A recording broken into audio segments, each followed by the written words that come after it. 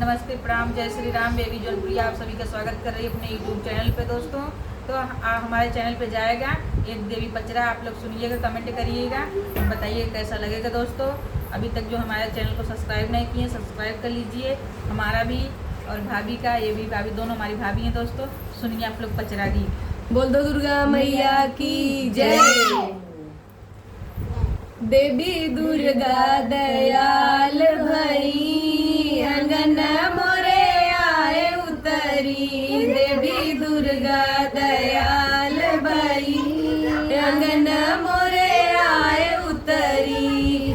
मैया के अखिया अम्मा के फकिया, मैया के अखिया अम्मा के फकिया। अब भौवा कमाल करे, अंगन मोरे आए उतरी। अब भौवा कमाल करे, अंगन मोरे आए उतरी।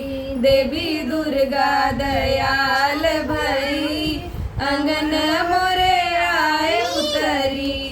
मैया के जिबिया अम्मा के पतिया, मैया के जिबिया अम्मा के पतिया।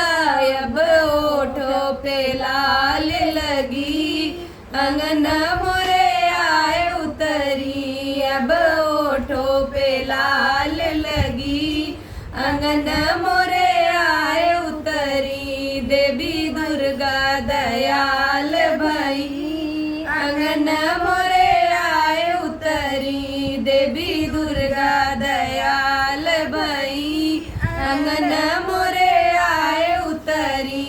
मैया के पौआ में चांदी पाउजनिया, मैया के पौआ में चांदी पाउजनिया। अब से रोपे होके चली, अंगन मोरे आए उतरी। अब से रोपे होके चली, अंगन मोरे आए उतरी। देवी दुर्गा दयाल भई, अंगन मोरे